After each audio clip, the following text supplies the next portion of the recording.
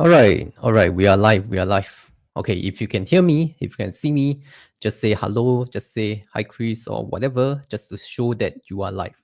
Because today we have a lot of things to go through. In fact, we have some updates on the cash returns, be it high interest savings accounts, or some of these investments or cash savings or cash management accounts.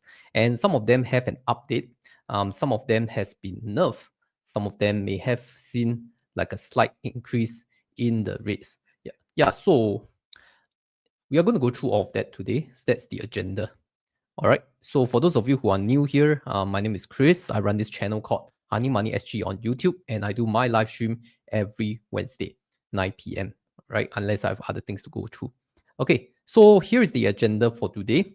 As usual, we will go through starting from the lowest risk to the highest risk. All right. So we are talking about CPF being like the lowest risk item, and then we'll end it off with short-term bond funds, which is considered one of sorry, yeah.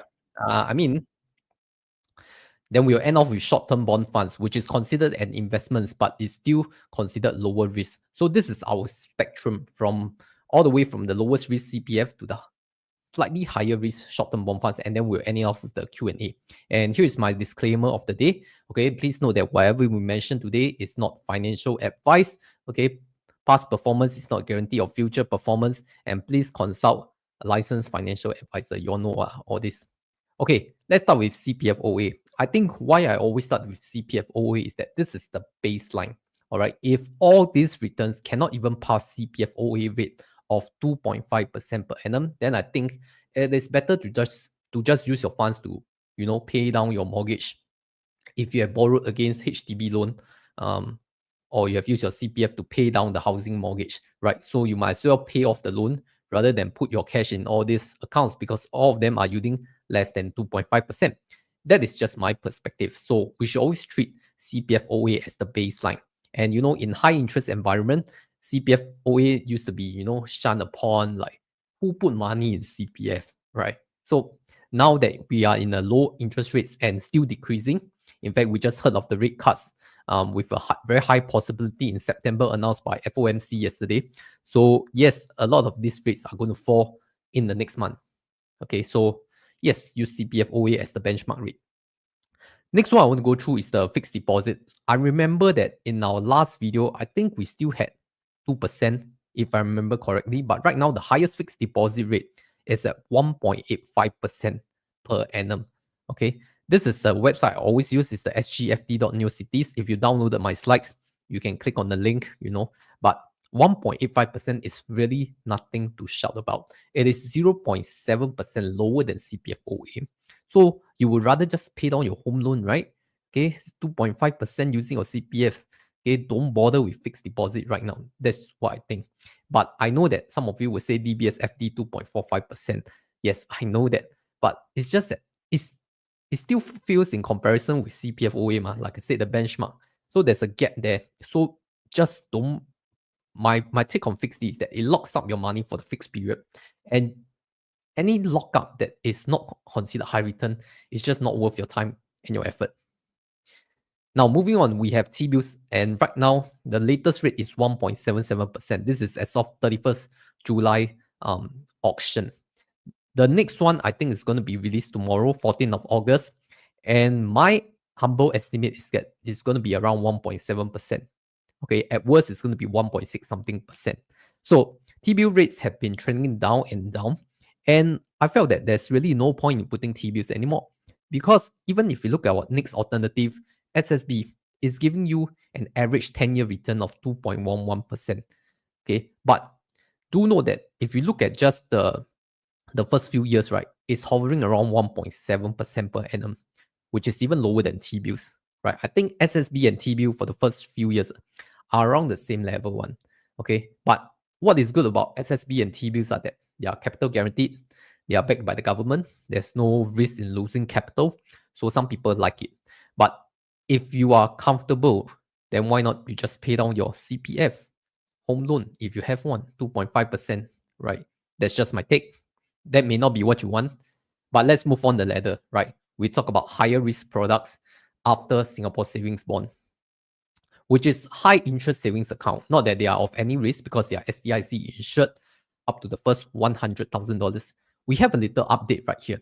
Okay, firstly, this is not the entire high interest savings account list. I've specifically excluded HSBC EGA because I think that is just something different. Okay, that is what I covered in my Ding Dong strategy, which I posted in my video last week when I talk about the UOB One Nerf. I talk about the HSBC, how can manage it as the EG account being 3.5% per annum. But that's just something out of scope here. We just compare the baseline rates with the realistic rates. Okay, and right now, one of the best high interest savings account right now is the Standard Chartered Bonus Saver account because realistically, you can get up to 5.55% per annum if you fulfill three criteria. Number one, you have a salary credit of $3,000. Number two, you spend at least 1,000 Singapore dollars on the bonus saver card, which is a credit/debit card. Okay, just choose a credit card. All right. And number three, you make a $20,000 investments you via SC Online Invest, and that can be via unit trust or online equity. Okay, recently they also have this SC Invest portfolio. And this is something I have not covered yet in my bonus saver video. Okay, I show you all what is this SC Invest portfolio first. Okay, so this is currently the SC Invest portfolio, and like all these other kind of investment portfolios that they do for you, all these platforms, robo-advisors, digital advisors, even Trust Bank, they have this type, right? So why this is something new is because they do not have any sales charges. Okay, which means that if you buy or sell, there are no sales charge. What they earn from you is the management fee, the expense ratio. And at the lowest level, right, we have Cash Plus. So Cash Plus is expected to return 5.25% per annum with cash payouts monthly. Okay, so it comprises of 80% bonds, okay, and then the rest in cash and a small percentage in others. But if you move up the ladder, you don't just be enticed by all these double digit gains because returns are not guaranteed one. As you move up the ladder, you realize that your stocks, your equities, the percentage goes higher and higher. Okay, and stocks can go up and down. Just that bonds, they have a more stable return, considered lower risk. But I want you to view the fact sheet. So for SC Invest, right, very important before you invest in anything, you need to read the fact sheet. This is what I have always emphasized. Don't just believe what you hear from the internet or even myself. So I think one number you need to note very clearly is the expense ratio. Okay, it's 1.4%. Okay, 1.4% per year. Okay, you can just ignore the management fees. Just look at the expense ratio, 1.4%. So if you earn 5.25%, is that net of the fees? If it's not, then you have to deduct 1.4%. Okay. So why do I still think that it is possible to get 5.55%? Is because if you do all these investments yourself, be it unit trust or online equities, there's risk of capital loss, just like this cash portfolio also. But it is something new and it has no sales charge. The only requirement is that you need to, invest $20,000, but it doesn't mean you need to hold, right? The requirement is to buy. And for the next 6 months, you will qualify for the invest criteria, which is why now the invest criteria will earn you another 2.5% because salary give you 1.5%. Card spend give you another 1.5%. That is 3% already. Then 2.5% for the invest. So this is how realistically you can get 5.55% per annum on Standard Chartered Bonus Saver. And they also have some welcome gifts for new users who have not held Bonus Saver account before. So assuming you have other Standard Chartered accounts or credit cards, and you never have a Bonus Saver account in the past 12 months, you are still eligible for the welcome rewards. Yeah, so if you're interested, you want to get 5.55%, then you can use my link here lah, and my code here C224D. Okay, someone asked if you should hold the investment for 6 months. Okay, I just mentioned the requirement is to buy only. The requirement is not to hold. As long as you made the purchase, the next 6 months, you don't need to worry about the investment criteria, which is why I would say that you buy, okay, and then you hold maybe for a few days after it's settled, okay, and then you sell it away during the next month or something. Yeah, so then you will fulfill the buy criteria. There is no requirement to hold. This is what I understand from the terms and conditions. Okay, but always refer to the official terms and conditions lah. This is just my interpretation. Okay, next one, UOB One account. In my last update, right, I was still talking about the 3.3% per annum. Then lo and behold, 1st of August, they made the announcement that from 1st September onwards, it will be 2.5%, right? 2.5% effective if you fulfill the cut spend and the salary credit criteria. Okay, so 2.5%, like I said, it just um, compared to CPF OA is the same rate already. So I think no point unless you're still doing a UOB tax saver and the Nation of Savers earmark quarterly savings bonanza if you're into that sort of thing. OCBC has fallen to 2.45%. This one I announced last month already. Okay, so OCBC nothing to go through. I don't think it's that attractive. Trust savings account, there's a new nerf. It's going to be nerfed from 2%, sorry, 2.2% to from 2% to 1.3%. OMG, that's a very big drop, right? From 1st September. Yeah. And it's not like it's fantastic in a way anymore because 1.3%, and you still have requirements. You need to meet cut spend and you need to be an NTUC member. So I think no point lah. Oh. Okay, moving on. GXS savings account. Last time I mentioned it's going to be 1.38% from 6 August onwards. So it's effective now already. Similar to Mari Bank, they also just announced the nerf. 1.88% sound very what? But this time around, from 1st September, they are going to be reducing the rates to 1.28%. So you realize that GXS and Mari Bank, even though they give you daily interest, but they are just one downing each other. Okay, you heard of one upping each other, right? When one go up, the other one also try to go up. Now it's one downing each other. Okay, Mari Bank go down first. GXS will go another level down. Next month, Mari Bank will announce another down. Okay, and very expectedly, GXS may be the one to reduce it next. So trust GXS and Mari Bank, the digital banks in brothers, hold hand on. One go down, the other sure. Okay, I won't say sure. There's a very high chance that it will go down. Okay, so we just wait and see. So if you ask me, out of all these high interest savings account, I think Standard Chartered Bonus Saver is the only one that makes sense. It's the only one that's green in number, which means it received an improvement above. The rest are all red in color. Okay.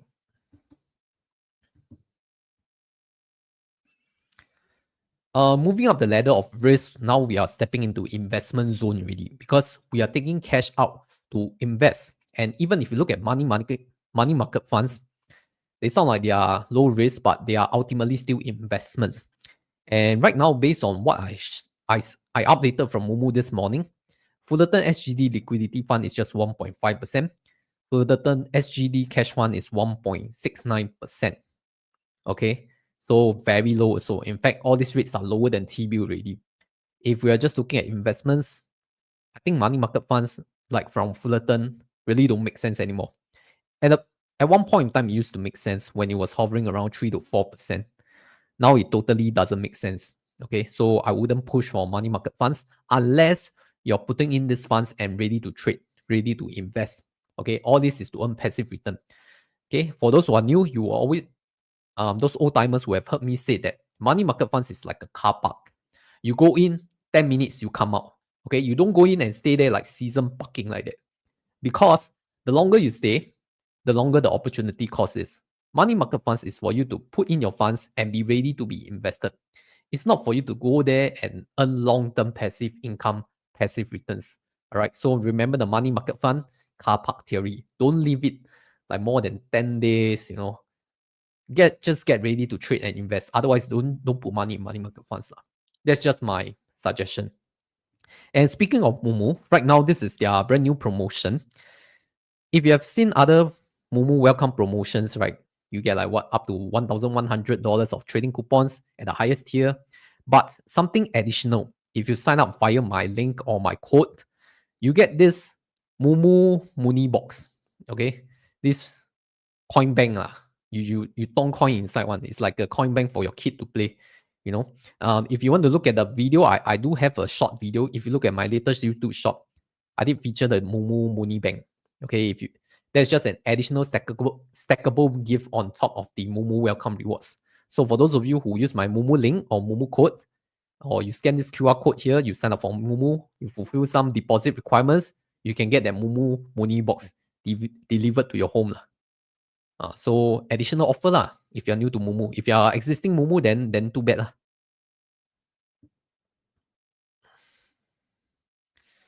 Okay, but speaking of money market funds, the other one, the Longbridge Singapore is also a regulated licensed trading brokerage in Singapore. They also have their own version of money market funds, which is the iFast SGD liquidity fund. And this liquidity fund right now is hovering around 1.7% per annum. So I think it's around the same like just now the Fullerton SGD cash fund, right?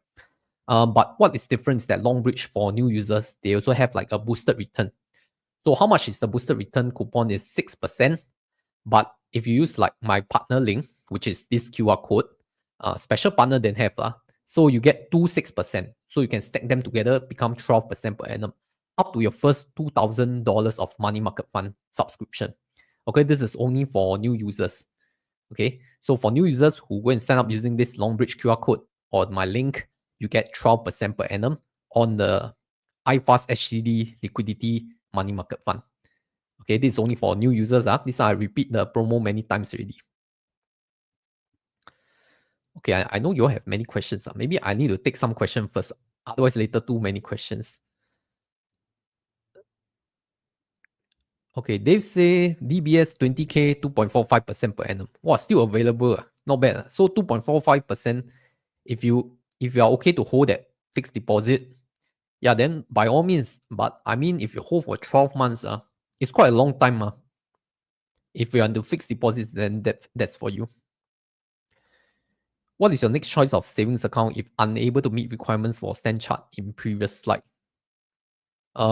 This one I went through in my high interest savings account video. It's going to be HSBC Everyday Global account. Okay, because you don't need salary credit criteria. You also don't need the what? The credit card spend criteria and the salary credit. These two are the most important one. Meaning Standard Chartered bonus saver account is the highest of now 3.05. Yes, correct. Yeah, so if you don't have the investment portion, you just use salary and the card spend 1K, right? Yeah, you get 2.05%, which is already higher than UOB1 and OCBC 360. Okay, Moomoo have brokers similar to investment reps of Tiger. I don't think Moomoo have any trading rep there. Yeah, this one you have to check with Moomoo. How about UOB Stash account? I've never looked at the account.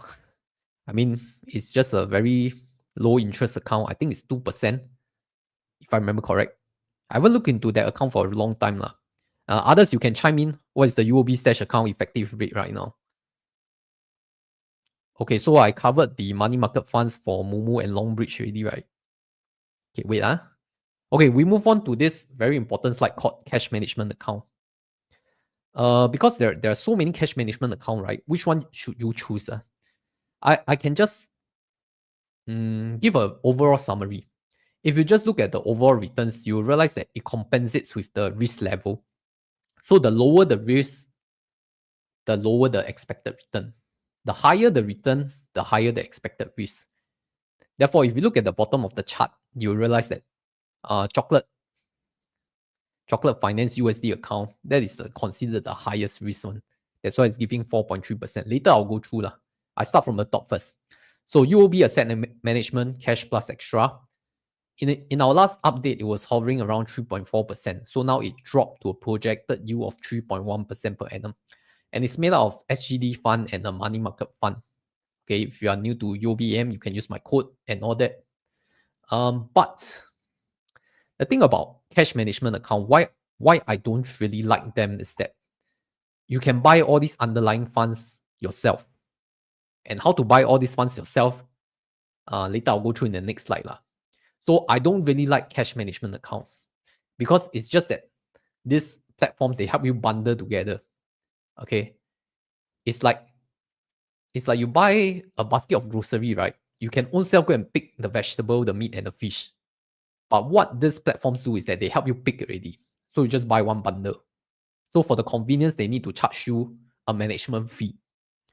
So if you already know what to buy, then there's no point to go through these platforms, right? Yeah. So this is what I'm trying to share. If you have the knowledge and you understand what they are investing in, then can you buy them yourself? And if you can buy them yourself, then skip the middleman, save on the fees, and you'll get a higher expected return. Because profit is not guaranteed, cost is guaranteed. Okay, this is my golden saying lah.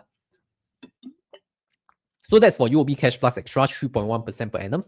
If you look at Endower's Cashmark portfolios, they have Ultra, Enhanced, and Secure. So Ultra is their highest risk one, and then Secure is their lowest risk option.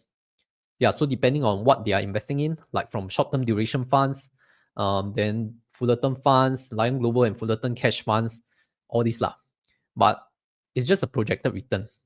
If we look individually into the portfolio fund returns, right, you realize that at Cashmark Ultra level, all the short duration bond funds definitely earn more than 3%. Yeah. So they will earn the gap lah. They will earn the difference. Because all these platforms still have to earn money one ma. They earn money from the difference law. And the business nature all is about the same one. Okay. Stashaway Simple Plus, same thing. 2.9%. If you're a new user, you use the code to sign up or the link to sign up, you get 2% more. So make it 4.9%. That's just very normal welcome promotion. Stashaway Simple, you invest in money market and liquidity funds, you get up to 2.75% if you're a new user. But if you're existing, it's just 2.5. So you see, the benchmark of CPF OA is very important. If you're not earning significantly more than 2.5%, perhaps it is a good idea to just pay your home loan with cash rather than CPF and just let CPF earn that 2.5%. Okay, Mari Invest Save Plus is not doing any better, 2.22% expected.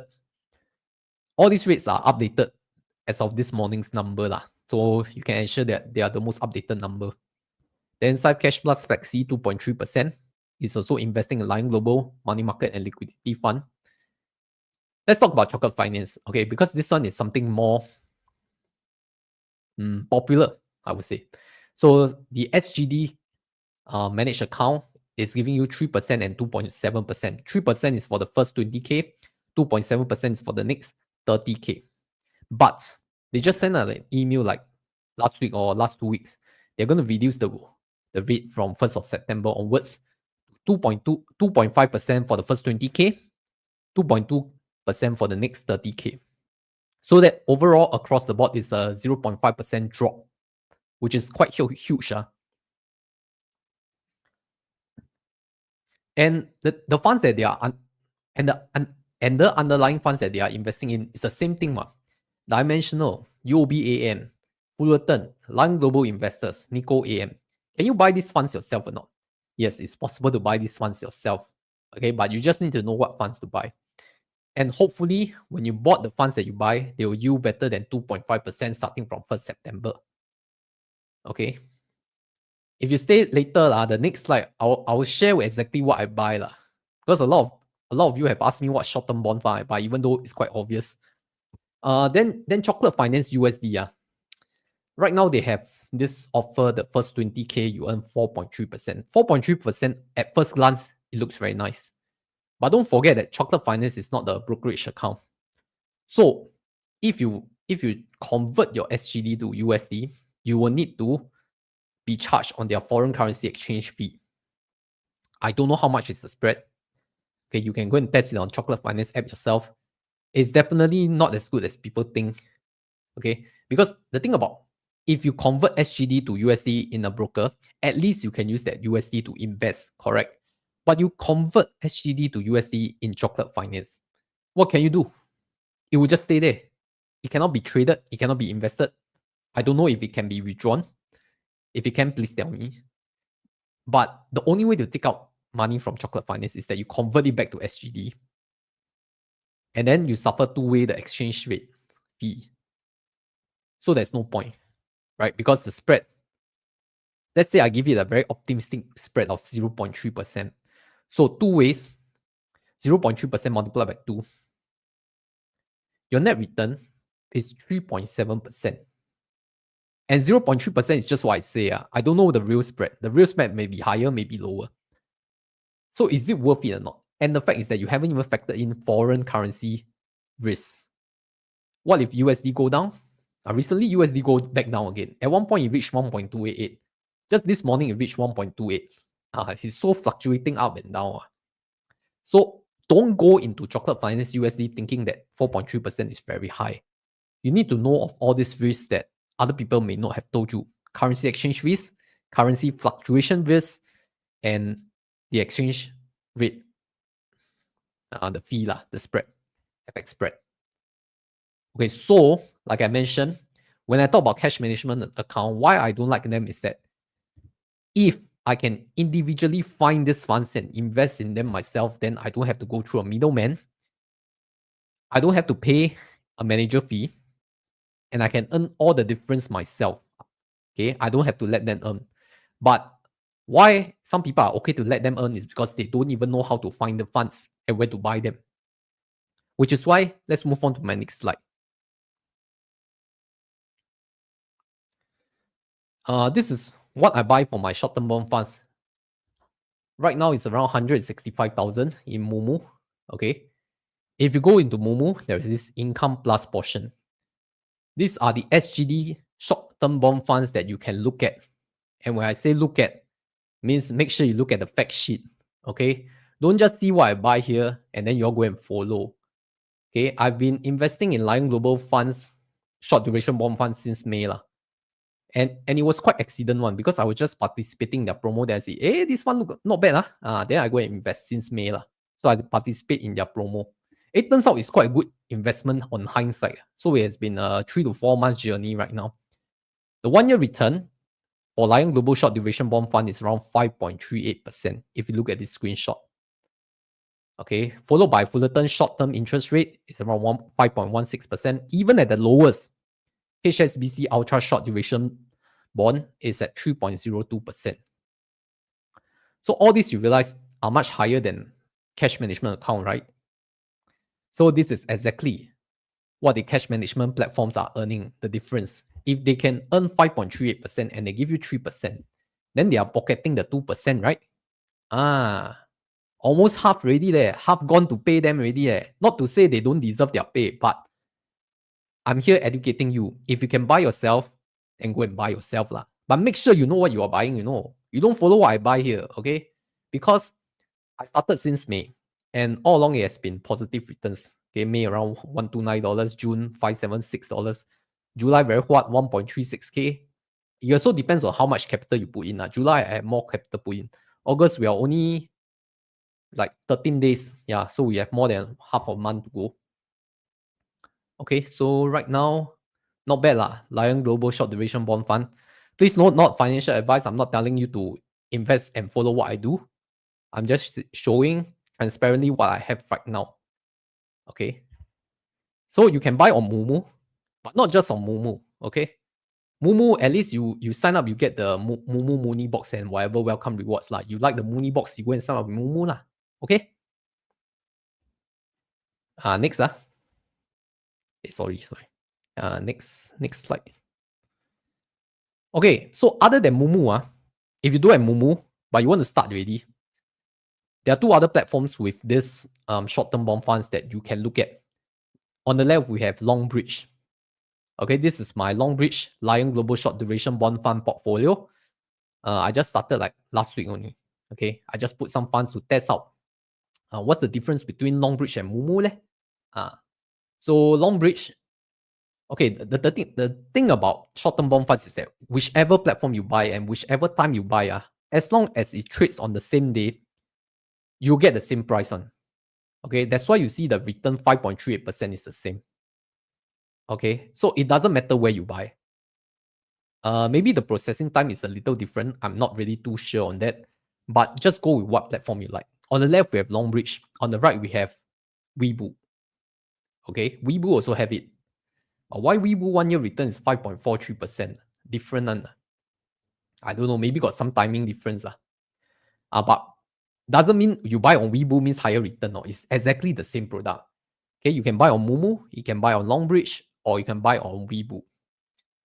Okay, some people just like the user interface of one platform. Okay, but it's essentially the same product. Okay, it's just the same Lion Global Short Duration Bond Fund. So we go back to this slide on cash management account. You realize that if we look at the end of Chocolate Finance, the 3% and 2.7% one, there's this Lion Global Infinity, right? Lion Global Investor. Yeah, it's exactly Lion Global Short Duration Bond Fund. And if they can earn 5% while giving you 2.5% starting from next month, so they take half away already, you know. Same product, same product. You can go and look at what they invest in Chocolate Finance. You see, a lot of people don't read what they invest on. No. Go into the fact sheet and check whether what I'm saying is accurate or not. Okay, don't just believe what I say. Or you can just ask ChatGPT. Nowadays, very, very convenient. What does Chocolate Finance Managed Account invest in? Then you will see this Lion Global Short Duration Bond Fund. Okay. Yeah, so that's all my sharing. It's very transparent on what I'm doing right now. Like I said in my last cash strategy video, most of my liquid funds are in HSBC Everyday Global account. Those are for my daily liquidity fund needs. Okay, I need to do some transfers here and there, pay my bills and whatnot. HSBC EGA. But my midterm one, like maybe I just need the funds in 1 or 2 weeks, I'll put in this bond fund. Okay, so bond fund is an investment. Bond fund is not capital guaranteed. So there are chances that it will go down. Okay, not every day is green like this. Some days it may go negative. But so far it has been quite okay if you average out in the long. Okay, it's not long term, like it's only 4 months. So I don't dare say long term. But if you average out, it's quite positive for now. And don't forget what is the inverse relationship between bond price and interest rates? Okay, if interest rates fall, bond price will rise. But these are short-term bond funds. So short-term bond funds means that they are slightly shorter duration, like less than 5 years kind. So they are not so impacted by the interest rate. So if interest rate drop a lot, they won't like suddenly what to moon. No. It's not like stock market. It's just maybe a little bit, just a little bit. But it's not like money market funds. If interest rates go down, money market funds will go down. That one is a direct relationship. This is an inverse relationship. Okay, so I hope this is clear. Bond funds is just like a basket of bonds that they invested in to diversify. You can buy it on Mumu, you can buy it on Longbridge, or you can buy it on Weibo. Specifically for this fund. I'm not recommending this fund. I'm just sharing that I myself invested more than 160,000 in it. So don't follow. Okay. If you follow, that's your own responsibility to read the fact sheet and understand what you're buying into. If not, we are on to the Q&A for the high interest cash returns, highest cash returns and whatnot. Okay. I take a water break. You all ask your questions, I'll slowly answer them. And whatever you need to clarify, yeah, just ask away. If I've answered your question, then you'll know. If I answer your question, then you'll know the drill lah. Or scan the QR code. Or if you want to sign up for any platform that you like, you see Longbridge, Momo, Weibo, just scan the QR code there. Okay. If you don't have questions, you can also just scan the QR code because it will be a support to my channel. It costs nothing to you. You just need to take your phone, open the camera app, point at the QR code, and click on the link. If you cannot open camera, never mind. You look at the YouTube chat, the pinned comment, got one hmsg.link/ibk. You just click one time, just one time. Then you support me already. Okay, you no need to sign up. So far, okay, no? Okay, right. I think so far not many people talk about short-term bond funds. At least not into as deep depth as me. You want to click multiple times on the QR code also can one. Just I don't know whether they track or not, but you just click. No loss. Okay, I look at the earlier questions. What have we not answered?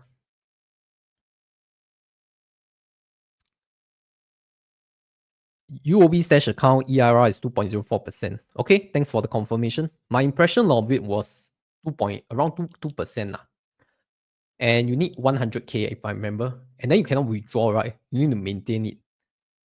So I set the baseline already. Anything less than 2.5%, don't bother. Not say don't bother. There's not much incentive or motivation to push it. Just go and pay back your home loan if you have. If we DIY similar to cash management account, do we need to rebalance frequently? I think you need to understand why you want the rebalance. Like if you put the 5 funds, right? If you look at Momo Cash Plus, they have 5 funds. And just put 20% in each, depending on what you want.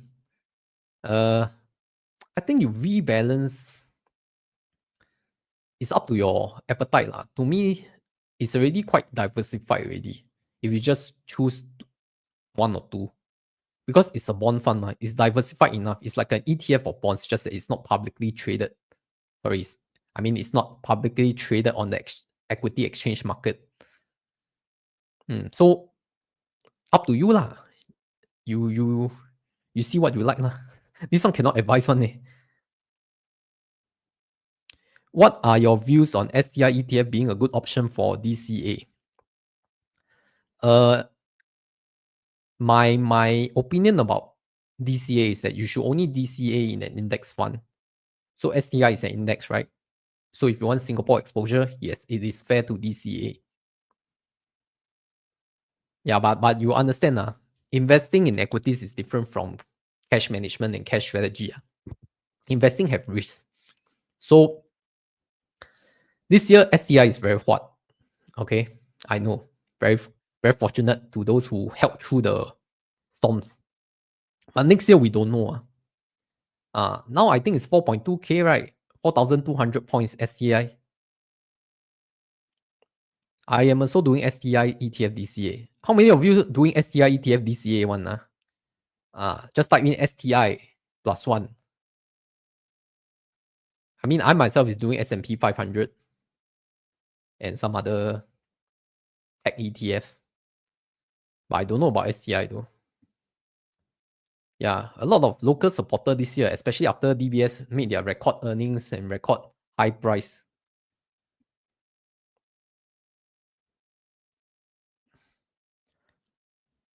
Hey, wait, I missed a question.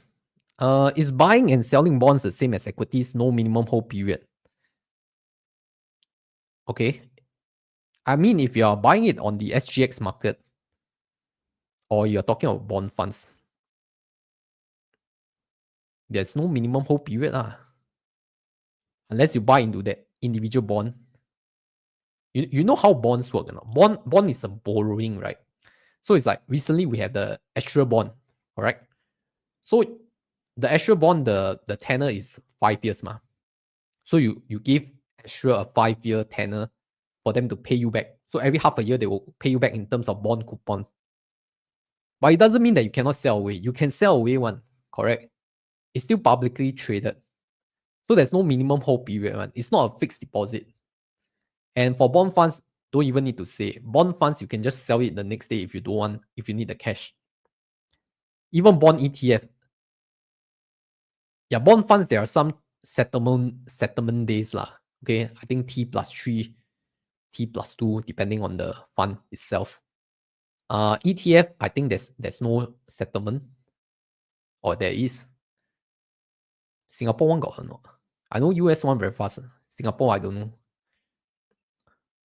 But the answer is no lah. No minimum hold period. As long as it's credited, you can sell it away.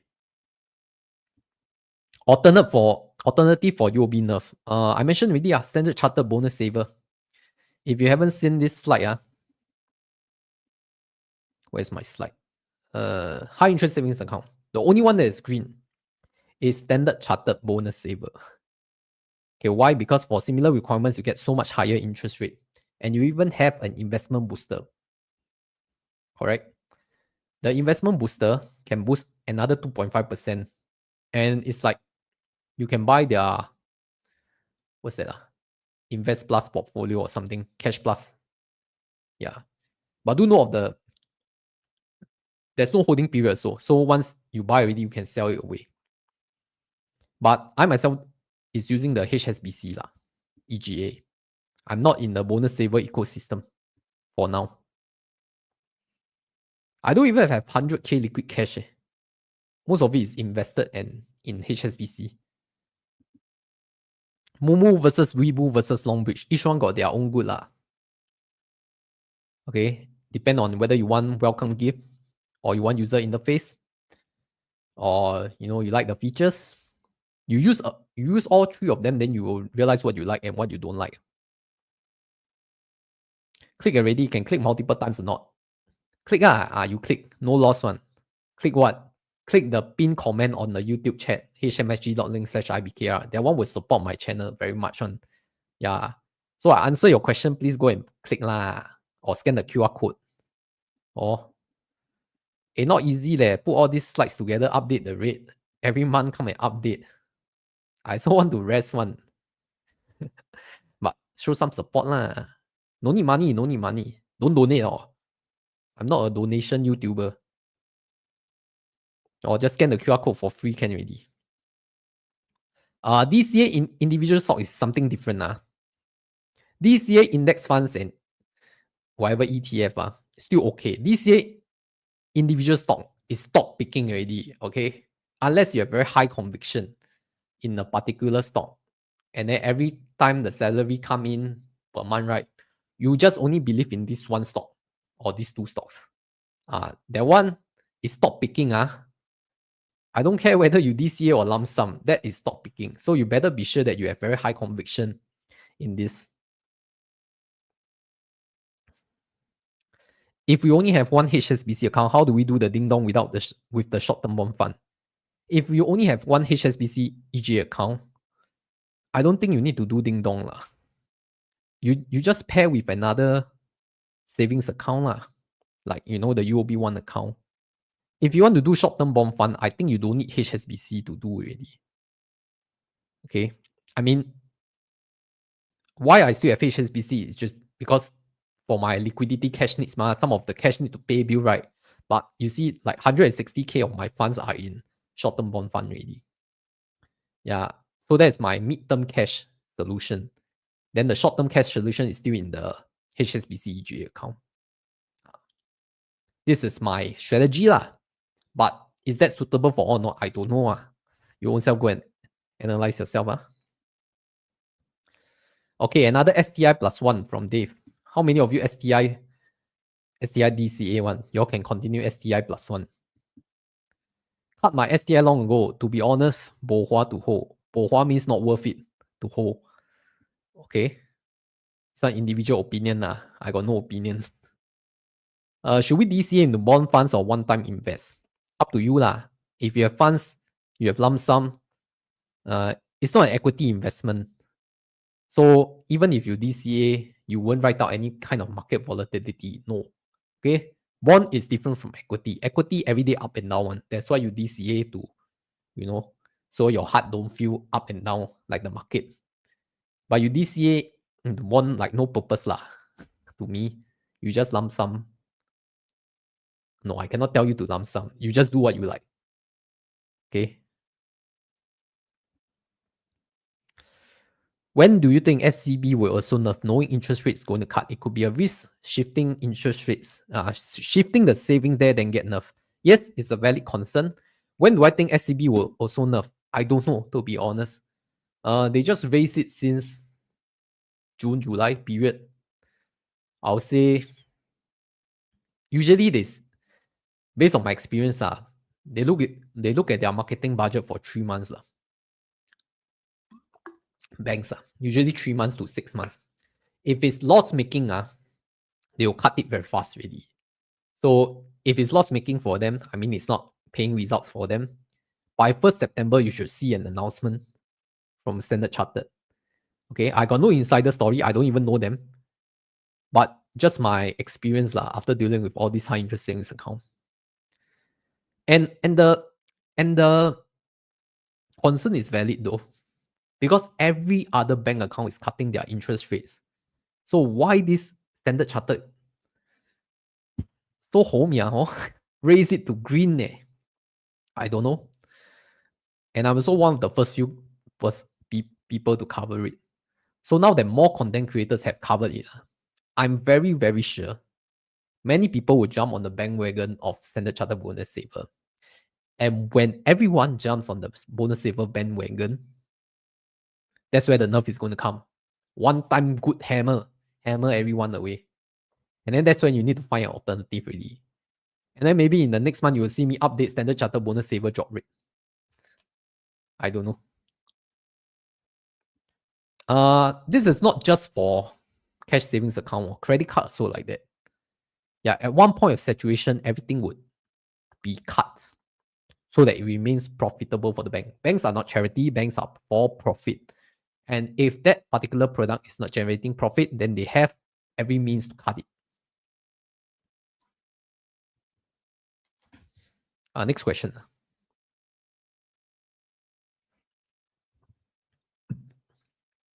Is it really worth to put 100K of SCB and earn the 5.5% 20K investment annually or 150K in UOB? So the numbers don't lie, man. You put 150K in UOB, you're only going to get 2.5%. 2.5% versus 5.5%. It's more than 2 times the difference already. And that 20K investment, you only do it one time, it can last 6 months. Assuming they don't change the rates, which is very hard. So I really don't see a point with UOB anymore. I'll say, even if you don't do the investment, 3.05% is already better than 2.5%. Of course, barring in mind that UOB have better credit cards than bonus saver card. So Standard Chartered, after the UOB card rate, really win. All hands. Why bond fund versus bond ETF? Since bond ETF has immediate liquidity. Because the products are different. Fundamentally, they are quite different. If you look at bond ETF, right, there are only two main ones listed in SGX, which is ABF, one of the bond fund. The other one is MBH, Nikko AM Shenton Bond Fund. Both of these don't have very good yield or return. If you just compare them with whatever bond funds that we mentioned.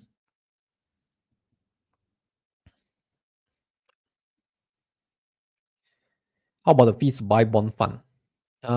Zero fees. Zero fees, at least from Mumu, Longbridge, and Weibo.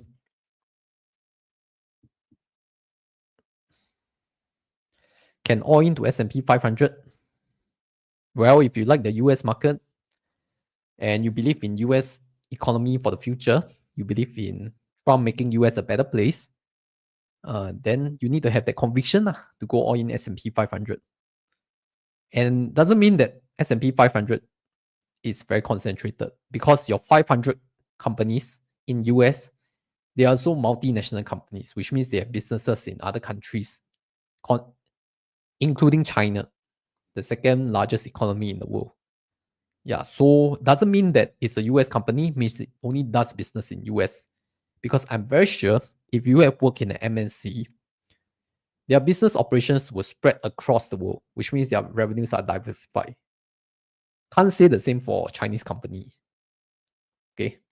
Yeah, that's all I have to say.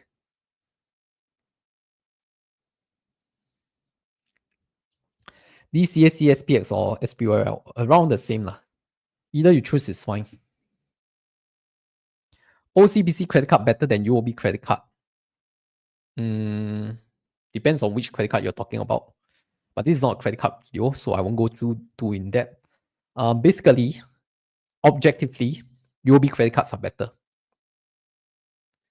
Because based on the contents alone, I've done more UOB credit cards video than OCBC credit card video. And that goes to show that UOB credit cards are more valuable and usable to the consumers compared to OCBC credit cards. Especially your miles award strategy. You want to earn points, you want to earn reward points, you want to fly business class, UOB credit cards. I did do a specific miles video for them. Yeah, you can take a look at it. Bond ETF more to speculate on yield curve instead, not really for you, but to mark capital gains instead. Correct? Yeah, so the way bond ETF, like I said already, bond prices are inversely related to interest rates. So if they announce and confirm an interest rate cut, bond prices and in turn bond ETF, the market price will increase. Yeah, depending on how the market sees it. So a lot of people are buying bonds now because they already anticipate interest rate to cut. So when interest rate cut, bond price will increase, right? That's where they earn the capital gains, and then that's when they will sell. So it's more of a trading mentality. Okay.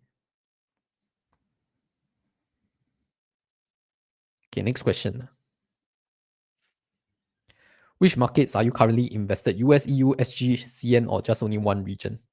I would say I'm invested globally, but mainly US. Yeah, but US doesn't mean it's just US because, like I mentioned earlier, US also covers the companies listed in the US or S&P 500 are also globally diversified. They will diversify their business operations and revenue worldwide. Yeah, so even if you just invest in US, doesn't mean it only takes the US economy. Okay.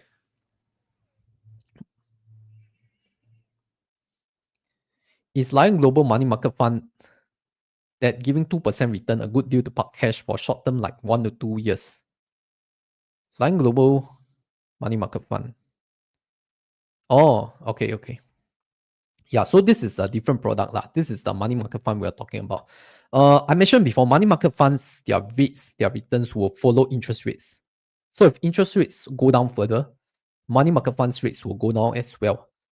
So if you're just looking at 1 to 2 years, and if you anticipate interest rates to drop to 1%, now that we are already at 1 point something percent at the money market funds, then you need to be prepared lah that you are going to earn a very low return.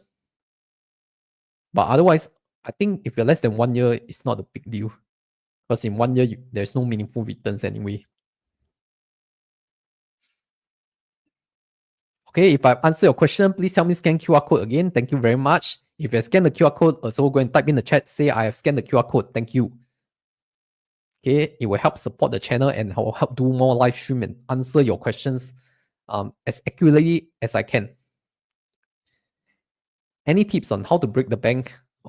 Any tips on how not to break the bank when planning proposal wedding? This one out of topic, but since our question going to end already, I answer first. Okay. Planning proposal and wedding. So you are the husband or you are the wife? I will assume husband, usually, right? Yeah. I mean, okay. I think very important, right? When we are talking about husband and wife, marriage and wedding stuff, right? Set the expectations right. Mm. Because if your expectations are not right, one side they want like very grand wedding, the other side maybe they just want a frugal wedding, like just everything basic. Then the expectation don't match already. So if your expectations don't match, this is your first step to the marriage already. At least the expectation need to match. If don't match, you're in for the hard time. You tolerate this one time, can, but can you tolerate it forever? So your expectations must be aligned. Or you'll come to a middle ground. Okay. If nothing works, cannot set the expectations aligned and cannot come to middle ground, might as well don't marry. Harsh truth. This is the first obstacle to go through already. Okay. If you cannot go through the first obstacle and align on the expectations, then it's going to be very difficult. Okay. Okay. At this point, I'm just trying to, yeah. Okay. Okay. How not to break the bank? Firstly, wedding ring, right? The engagement ring. Nowadays, more commonly acceptable to go what you call that, lab grown diamonds. Last time always must go for natural made diamonds, right? Now lab grown diamonds also okay one.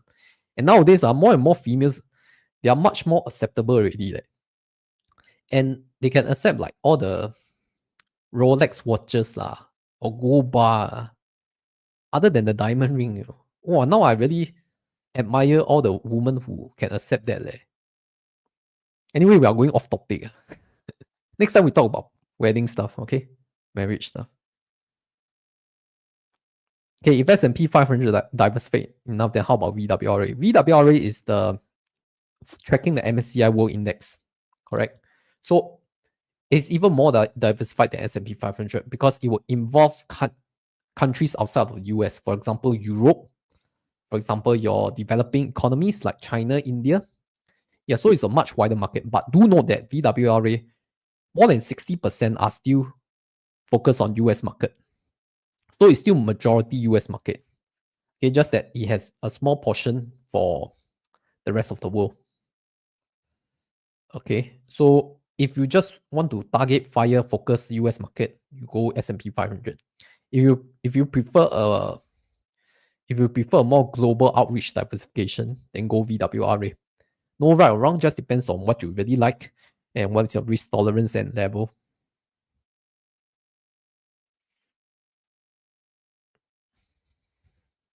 Cannot.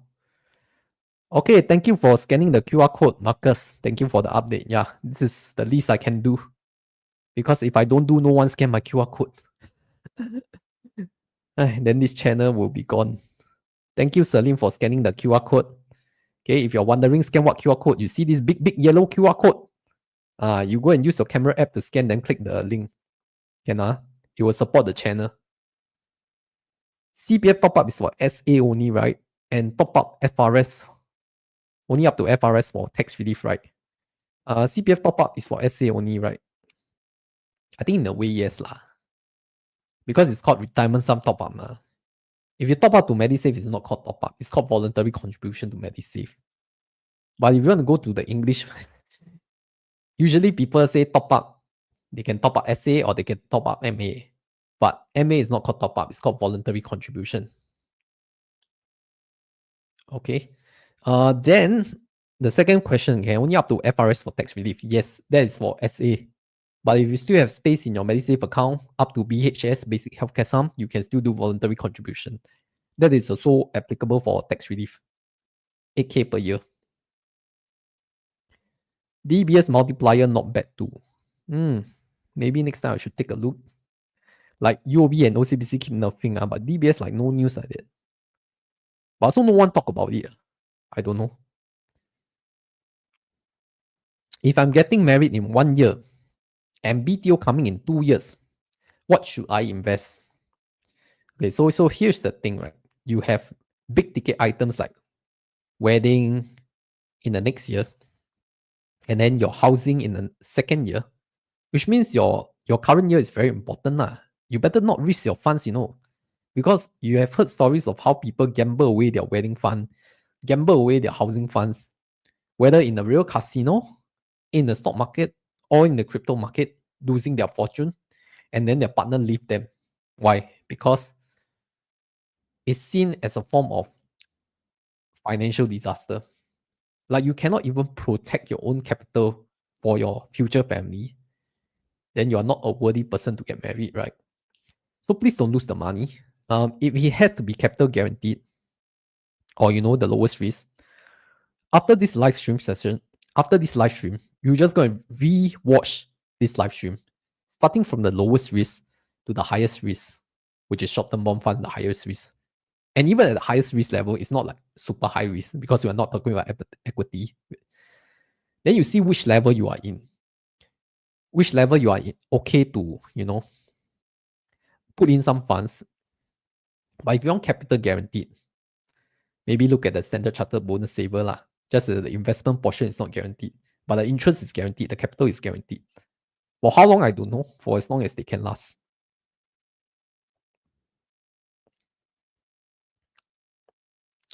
If I have 100K cash now, where would you recommend to grow the fund? Maybe in 3 to 5 years, with consider Fed rate keep on dropping and low moderate risk appetite. Direct bond or bond fund or even dividend stock. 3 to 5 years considered long term already lah. Anything longer than 1 to 2 years, I would say is long term. And if you can hold up to 5 years, I think it's worth it to start investing. But invest in what? That's another question, really, right? That one is my last week topic. I think if you have a 5-year time horizon, can definitely look at equities market. Yeah, because usually the cycle is around 5 to 10 years, each up and down cycle. Like every 5 years there will be a crisis, small crisis. Every 10 years there will be a large crisis. But don't time the market lah. Time the market. Timing the market is not as good as time in market, right? Yeah. So if you only have 1 to 2 years, like the gentleman previously, right? Bond should be okay. But if you have 3 to 5 years, definitely start looking at higher risk places lah. Any idea why CSPX trading view chart looks so weird? All along the red lines, all along red lines look totally different from VOO and SPY chart. I have no idea there.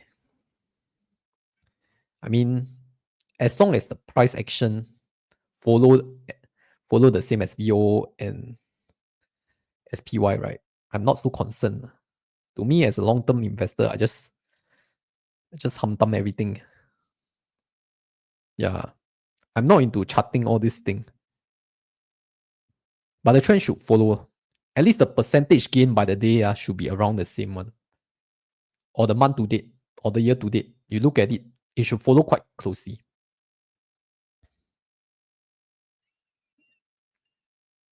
I want to buy BTO, but I also want to invest OA. How much would you recommend my OA balance to be? I answered this question in my Poems AA event last Friday. Did you come or not? If you didn't come, then you miss out a lot of fun. Next time must come for my live event, because got a lot of interesting questions from my audience one. Then some of them share their experience, then very personal touch to it. Very fun. How many of you went to my Poems AA event? Anyone here? No? But it's okay. Answer the question first. Okay, that depends on how expensive is your BTO. If your BTO is like 300 to 400K, I think 20K is enough already. Okay, that's the benchmark lah. Of course, if you want to keep more, that's your problem and responsibility. If you are around 500K, 600K, or 700K, I would think 30 to 40K. That's a good buffer. Usually, you buffer 12 months of installment payment to pay for the housing mortgage, right? Because you scared you lose job, then maybe you need like 6 to 12 months to turn around, or you want to take a sabbatical. So I would recommend at least 12 months of mortgage installment plus whatever fixed fees. Multiply that by 12. Make sure you add a bit of buffer. That will be how much your OA balance should be.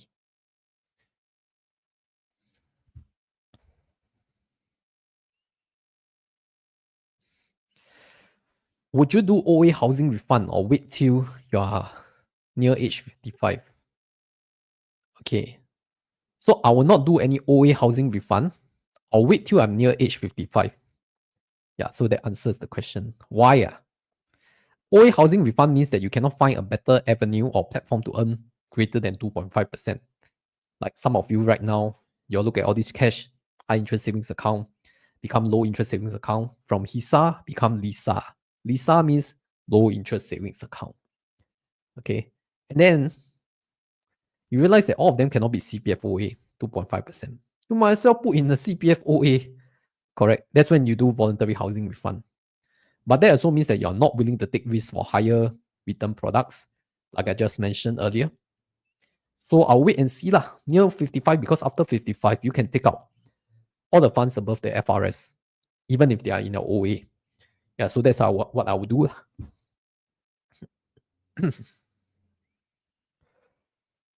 Going back to the index fund, in terms of risk, VWR is lower risk than S&P 500 as it is more diversified. Maybe only a little, as majority is still US company related. Yes, you can say that. Factually, it's correct. Because if you look at it, the more diversified, the less risk that if one company collapses, right, the entire index will form. So by factor, yes. But what it also means is that if one company suddenly shoot to the moon, like Palantir, okay, suddenly like 10x, 20x this kind, the impact is also smaller, correct? So it also means that in very good bullish market times, your VWRA will rise slower than S&P 500. And if you just look at the CAGR means what? Continue average something return. Cumulative average something return. Okay. You will realize the S&P CAGR is higher than VWRA because based on past performance, US companies have done better than those outside of US. So if you have a higher US exposure, by past results, you would have gotten better performance. But repeat after me, past performance is not a guarantee of future results. Okay, that's the disclaimer. Volumes 88. All right, thanks Dave for coming down. Yes, I've seen your enthusiastic participation. Any funds to recommend using SRS? I invest in the same thing as my CPF OA. Yeah, the one I went through in my last week session. You can go and take a look. Yeah, actually, this live stream is not about investment on. Why so many investment questions? We are supposed to talk about high interest account and cash savings on. Okay, people who have questions on short-term bond funds. Okay, I'm here to answer these questions. It seems like investment questions more popular. But I'm also aware of the fact that during bullish market times like this, S&P 500 all-time high, a lot of people may be enticed to go into the stock market, dip their toes in. Just be careful lah. A lot of people will try to sell you calls. We are just like repeating the 2021 market fever. At that point, so many people selling calls online, investment calls. Yeah. So if you don't understand what you're buying into, please at least get yourself educated first.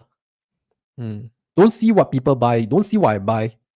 Don't see what other people buy. Then they make big money. Then you follow because it will end up very miserable for you.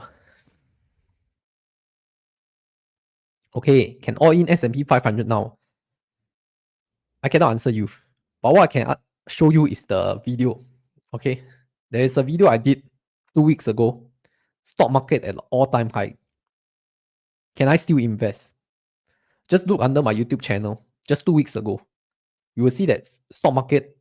I mean, for the S&P 500 was 6,300 points when I filmed that video, and it was the all-time high back at that point in time. As of now, the S&P 500 is 6,400 something points, closing to 6,500 points really. Doesn't mean that I'm correct for 2 weeks means I will be correct for the next few months. Because we can never guess the market. Okay. If you think you can time the market, you're a Tusen, you're the god of gambler of the stock market. Just because you make a few $1,000s worth of gains, the market will humble you. Okay. The market will humble you.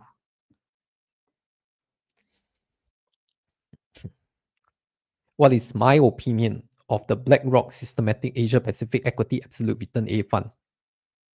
I haven't heard of this fund, but please, you cannot ask my opinion. Firstly, I don't know this fund. I'm not invested in this fund. Yeah. I think you ask other people. You ask ChatGPT. Nowadays, the best financial advisor is AI. Okay, it's not going to be your RM. It's not going to be your relationship manager, your financial consultant. Your best non-biased, non-objective, non-commission advisor is AI.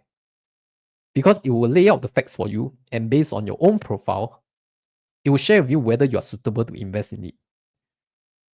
And you cannot blame the AI for recommending because it's not a human. Yeah, start embracing AI, folks, if you are still not into the AI train yet.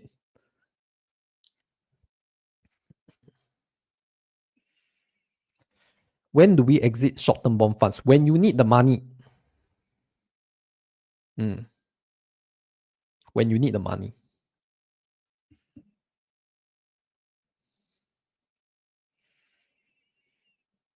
Back to bond funds, how does the market confirm there is a confirm buyer if I need the money and sell off my bond fund. Who buy my funds?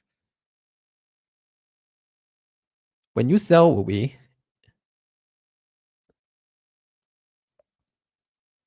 when you sell the funds away, there will be a ready market to capture it. Okay. How does the market confirm? You must understand how the funds market works now. There's a demand and a supply. As long as the demand is always more than the supply, then it will get filled up. I don't know how to explain in simple words, lah. But please ask AI. I'm not the best explainer at this kind of thing. It's not like equity market, you need to hit the bid and ask spread. Bond funds is just typically like a unit trust like that. There's only one NAV at the end of the day. Yeah, so as long as you redeem it, it will go back. I'm sorry, I'm not a very good explainer of those kind of things. I will study better. I'll come back with a good answer next time. Maybe I should go and ask AI. I said just now, a small market correction every 5 years, big market correction every 10 years. 5 or 10 years from where? Last crisis, COVID. And that's just an assumption. I cannot predict the next crash. I would say the last major crash, even COVID 2020, I don't think it's a major crash. Yes, it's a major crash in the short period, 2 weeks. I would say 2022 was a more devastating time than 2020. The entire crash lasts for around 1 to 1.5 years. Just keep going down, slow pain. If quick pain, still okay. COVID, the crash was a flash crash of 1-2 weeks, but very fast recover back already, 2022, that crash was brutal, man. And then you look at the biggest crash in our recent times is 2008. That one, I think, also lasts half a year to 12 months. 08 end to 09. Yeah. But it's just a figure of speech. Don't take it figuratively. I'm very sure there are a few corrections that, or even some of you consider April Liberation Day a significant event already. So it's relative one. Once you undergo more crash, more correction period, then you will look back and say, yeah, this one I gone through before. I've gone through way worse than this. This is nothing. Okay, those of you who went through COVID, that period, you'll be more afraid of your life than the stock market. Correct? Remember or not? You all go to grocery market and chiong toilet paper and Maggie mee and rice. Wow, this kind of scene only wartime have one there. I never seen it before. At that point in time, you don't care stock market already. That is like once in a lifetime crisis,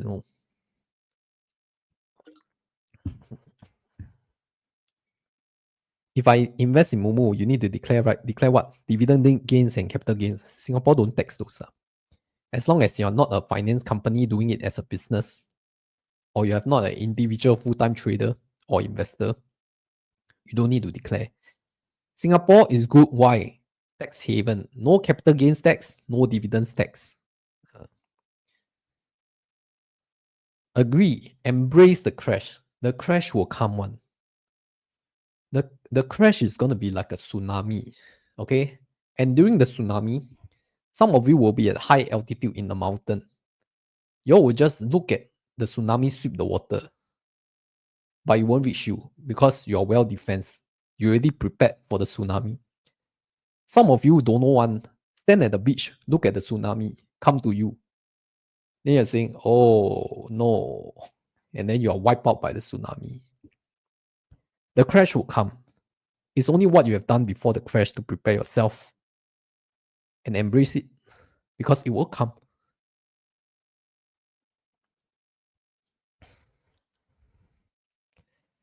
I'm thinking DCA for equity market fund and lump sum for bond fund.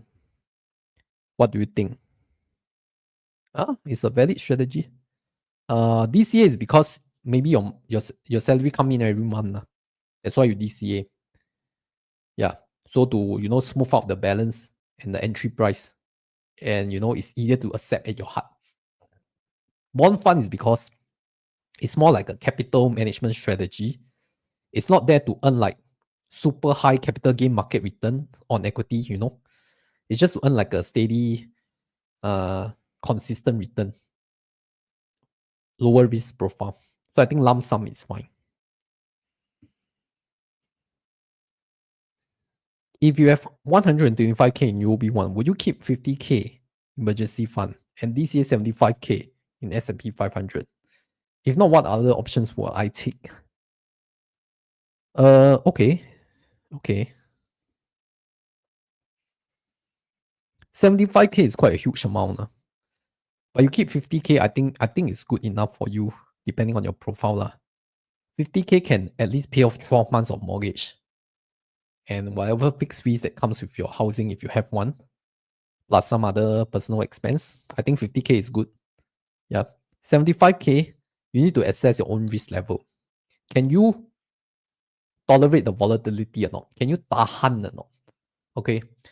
If you never invested in equity before, I really urge all of you to just put $1,000 inside. Just 1,000. Why 1,000 is because $1,000, even if you lose it, right, the next month you can make it back one. But with this $1,000, I want you to observe yourself. Can you tolerate what is happening to the market with this 1,000? One day it may rise to $1,010. The other day it will drop to $950. Can you tolerate it? So I think $1,000 is a good gauge lah, to test yourself if you never test before. Because the stakes are not considered very high, plus you can observe your own. If you cannot take it when it drop to 900 plus, then you better not invest, because you will receive even bigger heartache than that $1,000 to $900 drop.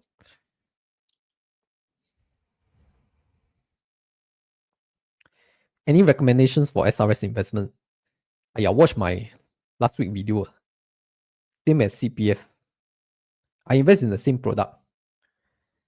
You go and watch my live stream last week. I talk about investments.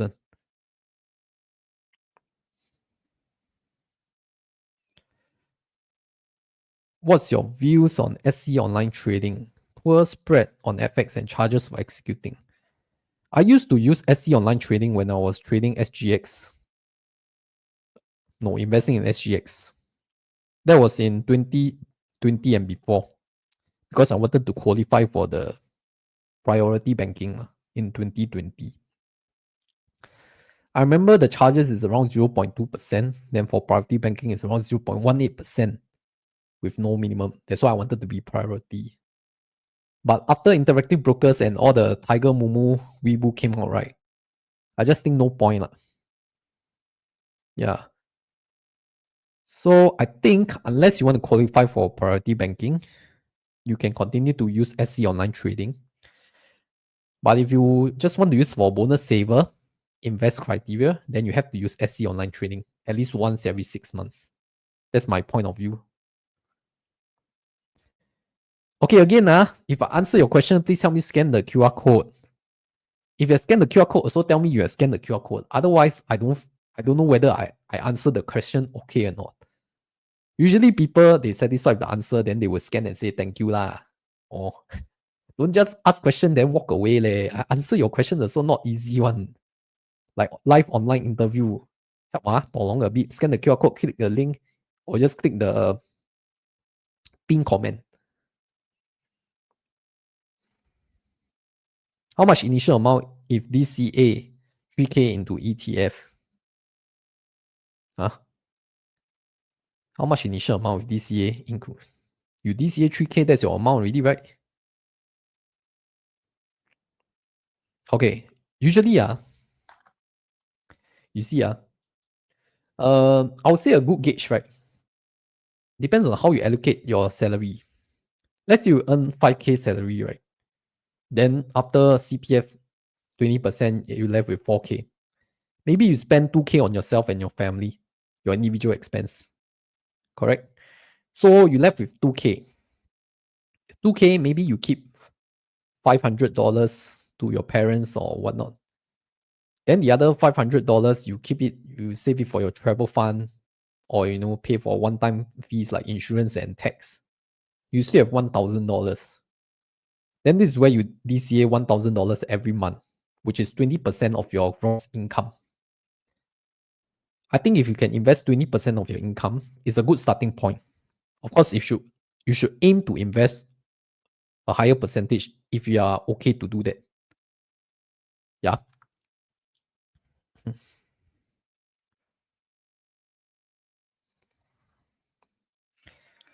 If invested in the bond fund for better cash out, monthly, quarterly, yearly dividend or reinvested dividend.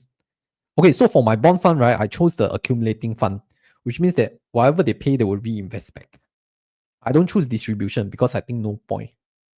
I don't need the cash right now. When I need the cash, I will redeem the funds. Yeah. So I would not redeem until I need the funds. Like next month, I need to pay credit card bill, and my liquid cash account is running low. I better make sure I start redeeming 1 week before, because it's not like high interest savings account. You can just take it immediately. It takes like a few days, a few work days to manage the transfer and redeem the funds. So make sure at least a 1 week lead time lah. But you realize 1 week lead time is faster than SSB. SSB take 1 month. Ah, thank you Zaiden for scanning the QR code. Thank you X for scanning. Thank you Richie for scanning the QR code. Yeah, if you scan the QR code, I will also shout out your name one. Okay. So you help me, I help you. I asked about SC because I was trying to diversify my broker. Currently using IB Kara, but worried later years get hacked and lose all thoughts. Okay, I think you have to realize that both IB and SC, they are UK brokers. If you haven't realized, SC is originate from UK. IB is also originate from UK, if I remember correctly. Yeah, so actually IB, you all may think it's some random broker, but it's not. It has been with us for 50 years. SC, I don't know, been with us for how many years. But SC main business is a bank, not a brokerage. IB main business is a brokerage. So they really focus fire on that. But if you want to diversify, that's also a valid point. Get hacked and lose all. Yeah, that's a valid concern because they don't have a physical office presence here. But they are still a very reputable broker globally. In fact, a lot of brokers don't have physical customer office here. Which reminds me that Usmart also have a 12% promotion, but I did not write it here. So Usmart has this 12% promotion. Usmart is also a retail brokerage in Singapore, low cost, have physical office presence.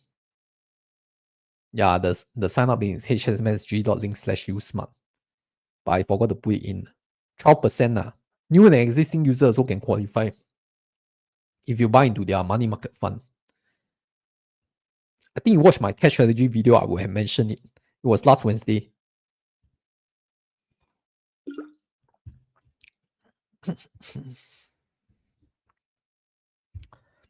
I have a question about estate tax. Let's say I give my brokerage account password to my next of kin. Tomorrow, I kena langgar by a lorry and die. How does the brokerage know I died and charge the tax? Oh, that's an interesting question because many people have asked it. The truth is, they wouldn't know unless you tell them because they are so far away. It's not like Singapore. Once you register the death certificate, all the authorities will know that you are dead and then you return the IC. I mean, your next of kin return the IC, not you return the IC.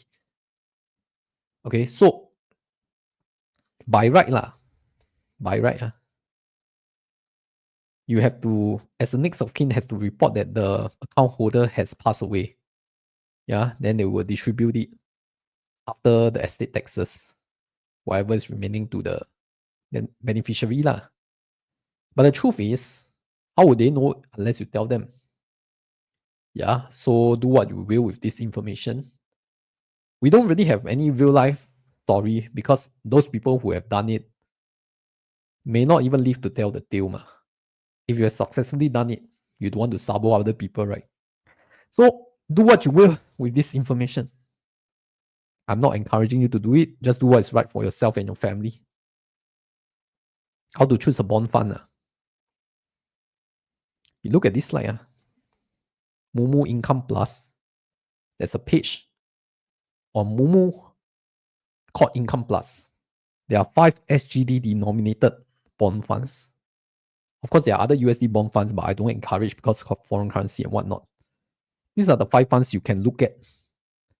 Not telling you to buy, just tell you to look only. You want to buy is your own problem. Read the fact sheet. Read what they invest in. Are you comfortable with the funds that they invest in? If you don't know what they are saying, just put all the fact sheet details into AI, ChatGPT, tell them to explain to you. Then you go and make a decision on whether you want to buy or not. Okay? Can help me scan the QR code, yo. Or today a lot of questions. A lot about investing. Okay. I do my best. But you also do your best, Ken. Help me scan the QR code, Ken. Can especially if I answer your question. I miss your answer above. What do you think about OA refund? Now in this low interest environment when you are risk averse, can you still use OA back to housing? Oh, yes. I've answered this question multiple times. If you rewatch this live stream, if you feel that your cash is not doing better than all the other high interest savings account, like some of them are less than 2%, you might as well pay back the housing loan, do the housing refund. At least your OA can earn 2.5%. And then especially if you're nearing 55 years old, and if you have above FRS in your SA, which means that whatever you refund back to your CPF OA can be taken back because it is above the FRS. Yeah, correct. So my suggestion is to do a voluntary housing refund if you're near 55 and you don't like all the other high interest savings accounts. Okay, thank you, Wen Kai, for clicking the URL. Thanks for sharing the info on short-term bond fund scan. Thank you. Diavolo.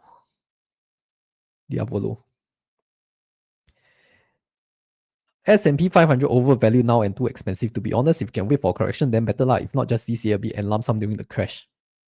Yeah. I mean, the market is always overvalued at all-time high, right? But does it mean today's high is tomorrow though? Nobody know.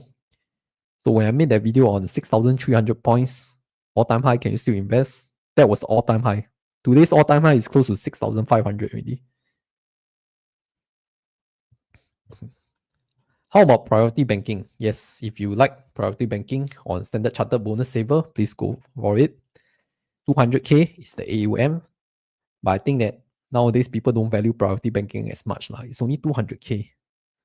And then the benefits are like so mediocre. You just get an RM trying to sell this stuff, hitting their KPI.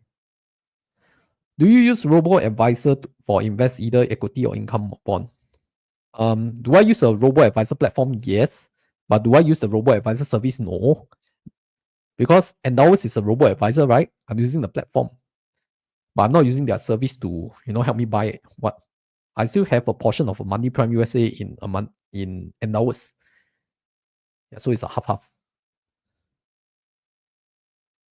Or dumping all into IBKR to get idle cash interest can be as high as 3.3 to 3.7%. I think you're talking about USD, right? USD is different, USD you got foreign currency exchange risk. So, if you put in USD, it means that you want to invest in USD already. You want to invest in USD denominated stocks or ETF, not just put there long term. IBKR is not a bank account, although they have very good returns. Kena Longa Lorry Epic. Okay, for those of you who don't understand Kena Longa Lorry, right, it's like a Singlish Malay term. It means you are hit by the lorry. You are hit by the lorry, which means you die lah. Which is why we talk about next of kin and pass away stuff. Do you have any IB family office account setup experience? No. My AUM is not enough for family office. Hey, you must be multi-millionaire, right? I'm not lah. Thanks for the answer for estate tax. Scan your QR. Thank you, Leslie. Yeah, this is why I enjoy doing live stream. When I answer my viewers' question, they get what they need, and in turn, they scan the QR code, and I get what I need. So it's an exchange of service. It's not a charity. It's like a form of exchange of information. Because I aim to educate people, but educate also come at the cost of my time. So how can people compensate my time without themselves paying, right?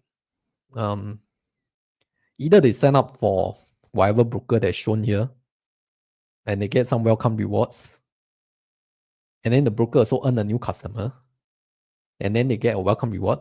I get a sign up commission reward, so triple win. Or if they already have the broker, they scan the QR code.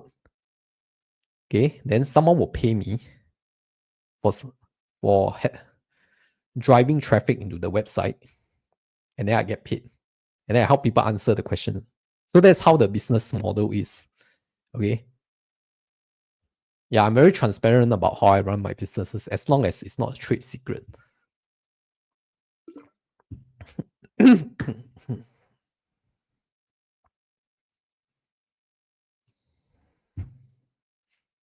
In fact, nowadays I like to talk about business. I like to meet business people, but this is a very niche market. So a lot of people, maybe because they are employees, they cannot relate. But so I try to meet more business people to talk. Oh, thank you, Sean, for scanning 5 times in a row. Yeah, I'm glad the answer has helped you in one way or another. Next week topic, LPA or will can. Wow, this one very niche topic. So I probably need to call in expert like people from Haven or Provident. But I don't have any context.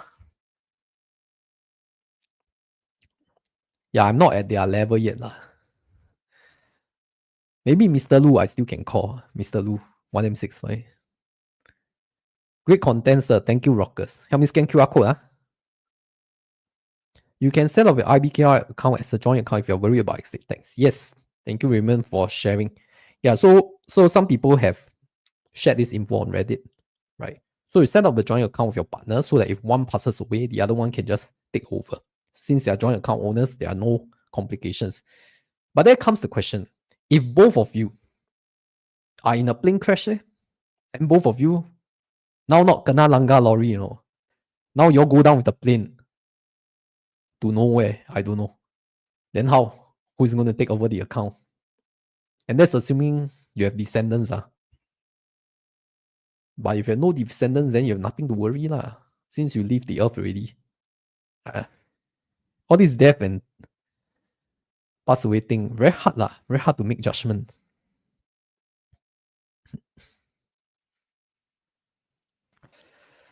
If the Fed keep on cutting interest rates, bond fund or equity fund has chance to rebound. Is it correct since both are not in sync with Fed rate, but not for money market fund, which is follow Fed rate? Yes, correct. Your understanding is correct. Just that short-term bond fund, the impact is not so large because the duration is so short only, less than 5 years. Maybe a little bit, but at least it's not follow the interest rate go down the drain. If interest rate go down the drain, firstly, your high interest savings account interest will go down the drain. Your TB or SSB will go down the drain. Your money market funds will also go down the drain. Okay, but bonds and equity, as long as they are not banks, because banks depend on interest, right? They will key lah. They will rise. This is textbook theory. Real life theory, I don't know.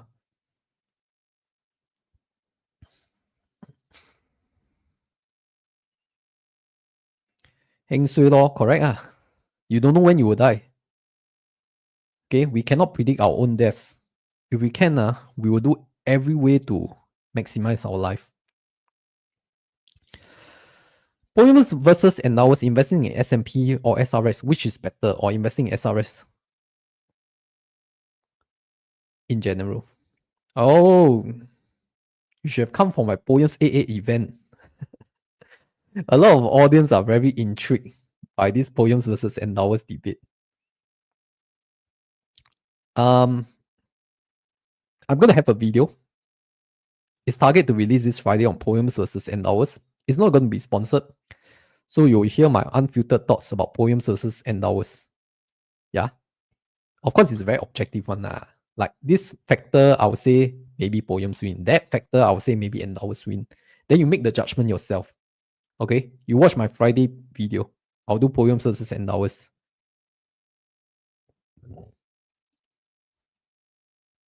SC bonus saver spend 1K. Can only use on the SC saver bonus card, which has no cashback, no miles. My friend say can use the SC bonus saver debit card, pay other credit card bill using AXSM. Sure or not? Can Can meh? I don't know, man. I remember there are a few exclusions and only retail spend counted. Even top up to GrabPay wallet is like not counted. So I wouldn't risk it lah if I was your friend. I mean, based on my understanding lah, my understanding may be wrong. But what I will use my bonus saver card. If you all remember right, like 12 months ago when I do the Standard Chartered bonus saver account, I was one of the only few ones doing it. And then must couple with there was a promotion with bonus saver. I cannot remember what promotion is that. It's like you need to spend the card and then hold the funds. Then you can get some lucky draw also, plus additional interest return cashback. So I spend all my bonus saver card on card up or I pay my. Yeah, I use it for my business to pay salary. So it's a legit spend.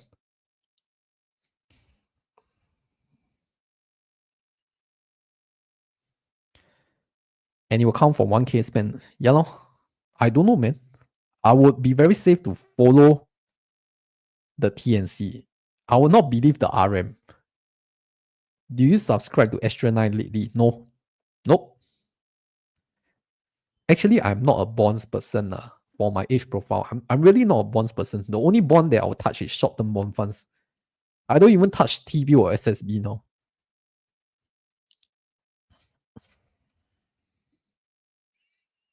He says RM tell him to do that. And he's getting 5.55% interest so far. But I don't believe. I thought it's exclusion. Yeah. But I mean, if RM tell you can, but you do already but cannot, are you going to find the RM to say that, hey, you're responsible, man. You told me you can. But in fact, you cannot. So how? You pay me the interest. I look at what the RM would say.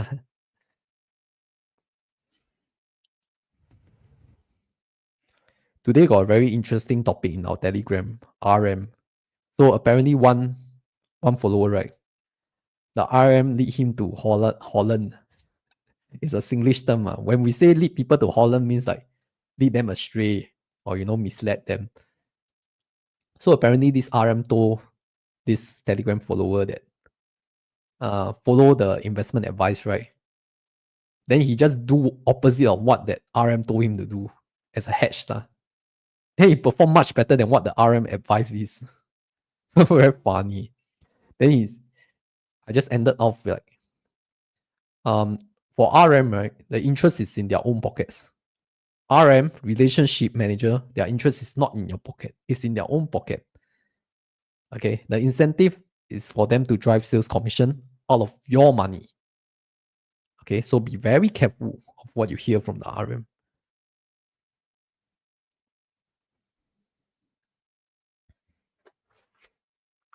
How you manage your investment, especially for equity ones? Do you have money management? When to cut loss and exit, hitting certain target price? Okay, so that really depends on what you're investing in, right? If you're investing in index funds, there's really no time horizon to exit until you need it for retirement funds. So that's the beauty of index funds. So you just follow the index like S&P 500 or Nasdaq or World Index because the market is expected to continuously rise over the long term. So you don't need to exit until you need the funds. Oh, but for stocks, individual stocks different. If there's change in business fundamentals, which means that maybe AI threatened the fundamental of the business operations, and we have seen it, right? In the past, we have digital cameras hindering Kodak's or Fujifilm's business. We have seen Netflix disrupting movie theaters, videotapes, cassettes, and VCD, DVD. We have also seen the era of EV in the 2020 and 2021 almost threatening the ICE cars, but now a bit balanced already. So at every point in time, there will be a disruption. Okay, so if that disruption is critical to the business, for example, AI, AI is going to be, or AI is really the next disruption in the current business. So a lot of jobs can be thrown away because of AI. That's when you decide whether your stocks are affected or not. Are the fundamentals affected? Are they victims of AI or are they proponents of AI? Yeah. So with this kind of fundamental change, you better need to reevaluate your business of the stocks. Logical ERS at 55 years old continue to top up 15K from 56 to 65 or 70-year-old to achieve monthly payout more than 6,000 plus monthly. Let me read your question again. Logical ERS. Is it logical to reach ERS at 55?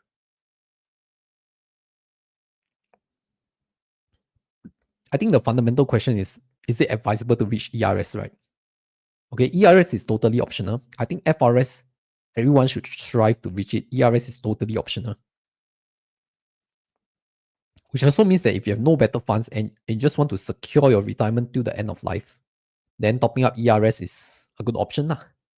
But if you have other better options, like you still have rental income coming from your rental properties, or you still have businesses that are paying you dividends, maybe you hold some directorship, or you also hold some dividend stocks, then maybe ERS is not for you lah. So FRS is fundamental, ERS is optional. Definitely have new invention will cause one piece of share to dip. Yeah. This has always been the phase of time, right? Last time we only have horse carts. Then we have cars in the 1920s. Yeah. All this will be replaced sooner or later. Maybe next time we don't even use computer or mobile phones. We'll use something even more advanced that we have not even imagined. If Fed keep cutting rate, which industry sector from your experience will benefit from it? Those that are not affected by, those that have a lot of loans lah, use a lot of leverage. But most of the things are already priced in. For example, REITs have a lot of leverage and borrowing. But a lot of it has priced in the optimism already. So this is not news really when Fed has confirmed cut the rate. It's just a matter of when. Yeah, so you look at highly leveraged businesses and especially those startup companies with high growth. If they use a lot of leverage, then by cutting interest rates, they can borrow more money to grow their business, right? Yeah.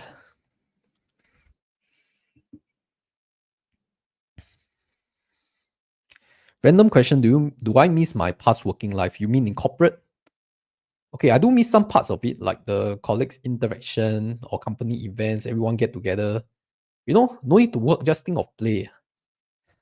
And then just go networking event, go company annual dinner and dance, drink and be merry. Yeah, I miss those moments. But are those moments enough for me to go back to a corporate job? No, not worth it. Not worth it at all. Yeah. I'm very sure there are sweet moments and bitter moments in your corporate job. So treasure the sweet moments, forget the bitter moments, and hopefully you will find what you love to do one day.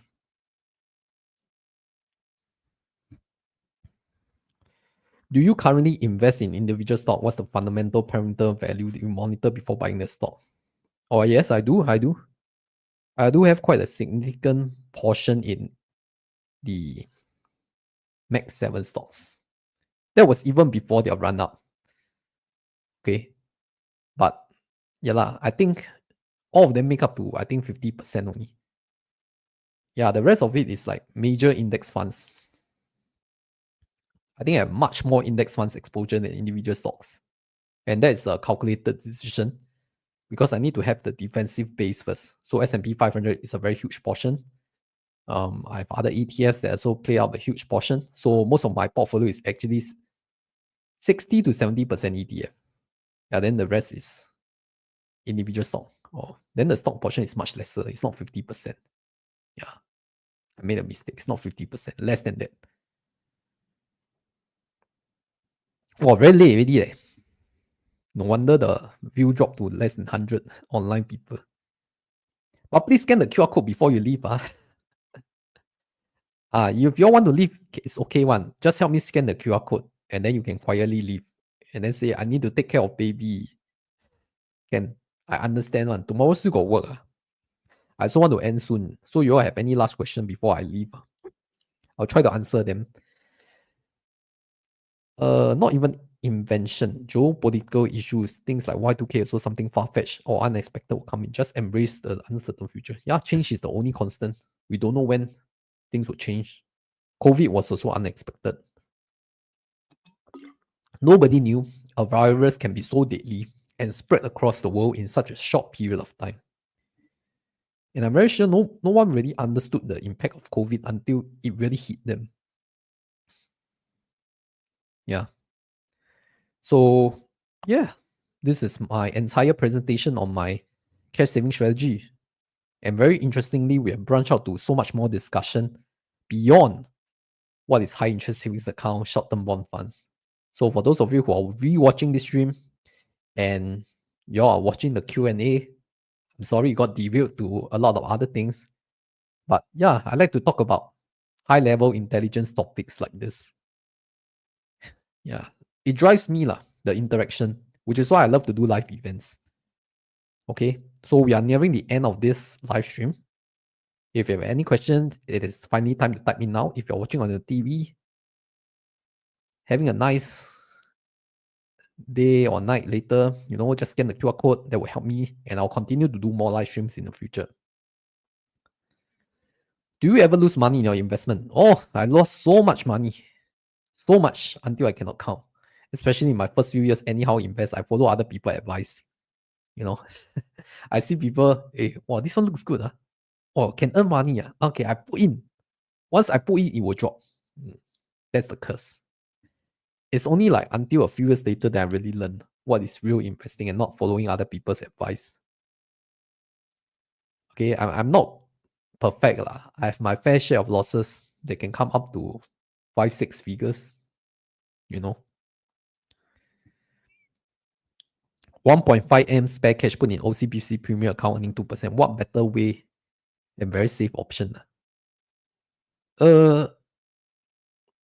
Actually not bad. You have 1.5M, then you put in your Premier account earning 2%. But if you have 1.5M, that means, judging by my standard you should have at least 10M in net worth. Correct. So maybe this 1.5M is your 15% cash position. I don't know, man. I haven't reached that level to advise people what to do with 1.5M. It's a lot of money to me. What better safe option? I think 1.5M earn 2% not bad already.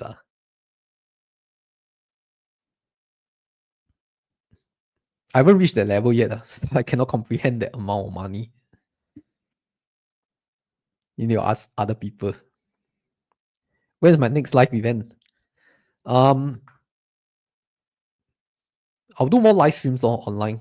Live event, sometimes need to wait for the 缘分, the fate. Because the sponsor of the place, the event sponsor, not the broker sponsor, the event sponsor, I also need to liaise. The thing between physical live event and online live event, anytime I can start. Physical live event need logistics one. You need people to settle the venue, settle the registration, settle the sign up. Those who have been to my live event, you know how tedious it is. So not everyone want to do live event one. And it's much harder to do a live event than a physical event. So when there's live event, hopefully you'll attend. Because not easy to conduct. And then people sign up but never come one. Wow, this one really hurt my heart. Why you sign up but then you never come leh? I know some of you have reasons but very sad lor. You all sign up already but never come. 1.5M earn 2%, no need work here. Okay, 1.5M earn 2%. I use calculator. So every year you take 30K. It's just 2%. 30K enough for lean fire. Then I'm very sure if you have 1.5M, you are much higher net worth than that, right? Cannot be 1.5M just cash on. If you can earn 1.5M, means you are something one. I'm very sure you know how to allocate your funds. Already higher level than me.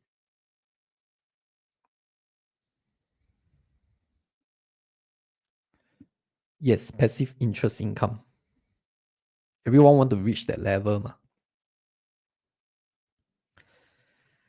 So gardening chef says he will buy 400k DBS UOB OCBC, each get 5 to 7% dividends if I have 1.5M and just keep 200k in emergency cash in high yield savings account. Ha ha. Yeah, I mean if you can stomach the volatility of the market and you are okay to invest in bank stocks, then go for it. Live event can take selfie. Can lah. A lot of people have take selfie with me already. I don't know where they post because they never tag me. If you tag me, I mean, if you take selfie with me and your profile is public, please tag me. If not, I don't know who I take photo with. Can you do a comparison? What's the total cost incurred using IBKR Momo for US stock? I've tried IBKR, the commission sum up, man, no difference from using Momo. Oh, you sure or not? US, they only charge 39 cents. Momo, they charge like $1 plus or $2 after fees. So it's still quite a difference. But I think the main difference is not the commission. The main difference is the foreign exchange spread. Right. So IBKR have one of the best foreign exchange rates, which is very close to spot rate. So they earn very little money on your exchange when you do SGD to USD. But for other brokers, maybe the spread is higher, maybe like 0.3%. IB is like 0.01%. So that's the difference. Yeah, this is why I always push IB, which is why you should scan the QR code. It's my IB QR code dedicated to me. You scan it, you will support the channel and we'll do more live stream to answer your questions. Oh, if you scan also tell me you scan already lah, because I'm going to off live stream already. Now very late already. Wow, today you all no need to sleep. But I need to rest already. Very long, close to 2 hours. My longest live stream. Okay. If no further questions, I wish you all a very good night. Today's session has been very good. I mean, I think it's good lah. Your thing is good. Okay. Yeah, I went through like CPF, T-bills, fixed deposit, all the rates. Every month I'll do this update, money market funds and whatnot. Then you will see what has changed over the years. If you just want to look at my slide, you can download it. Yeah, the slides download link I'll put in the description also. Okay. Then you can go and download lah. And if you want to support, you can go and sign up for whatever trading platform account you want. Most importantly, scan my QR code lah. If you don't even need to sign up, that's fine also. Okay, I'll answer last questions and then we'll go offline. Okay. Should I invest my CPF OA if I'm not doing HDB payment in 1 or 2 years? My take is yes, but your own take may be different because it depends on your risk appetite. But also depends on whether you want to reach FRS first, full retirement sum in your special account, because that's what I did. I tried to reach my full retirement sum in my SA because I want to get a guaranteed 4% first. So I transfer OA to SA. Then when I near the FRS, then I start to invest OA. IBKR, Vivo, Momo, Tiger, all under MAS. Yes, they are all MAS regulated and licensed. If they are not licensed, I will not push because I also scared. Okay, after XM, Okta, they look for me how many times? At least 10 times. XM and Okta. I just rejected all of them because you just need to do a simple search on MAS. They will be on the alert list. And you don't want to work with these people who are suspicious. Maybe you got RM ask him put all into a 2% OCBC dividend pot. Inquire about 350k OCBC priority banking, 100k park in OCBC. After nerf only 2+%. Then I asked what to do 250k. Yeah, no. That's the thing. So I tell you now, priority banking really no point. Priority banking, like everyone have that few 100k already. You might as well go and invest for higher returns than letting your RM earn the commission from you. Unless the bank have a very specific product. This one is funny. Can I use S&P 500 to buy bank stocks? Then she say it's not counted in the 350k UM. Like what the hell? Then I put funds in your bank for what? For priority banking. At least Standard Chartered is counted lah, based on my time. OCBC is not counted. Too bad lor. HSBC counted. HSBC not bad. Next time we talk about HSBC premium. But I'm already a premier customer. I just don't have the 200k AUM yet. But I'm thinking to shift, but my RM not responsive. Next time we talk about premier accounts because I'm so thinking. Okay. No further questions. We'll end the live stream today. I know it has been a long 2-hour live stream. If you're watching this live stream, I appreciate your time. Whether you are listening to it on your commute, during your gym, you're driving, sending your kids, fetching your wife, cooking dinner. Okay, I appreciate every one of your time listening to this live stream. Hopefully, you gain some insights, whether they are Q&A or high interest savings account, best return, short-term bond funds, education, and all that. Yeah. So, but I really encourage you all to look at the video because the video got a lot of live chat comments. Very interesting. Some of them the story. Yeah. So if you appreciate all this, please remember go to the YouTube, click the pin comment, especially click on my IBKR link to support. If you're watching it live again, okay, I'll do my best every week, Wednesday 9 p.m. Start the live stream. We'll answer your questions live, and I love the interaction and energy. So thank you very much. I wish you all a good night and see you next Wednesday. Bye bye.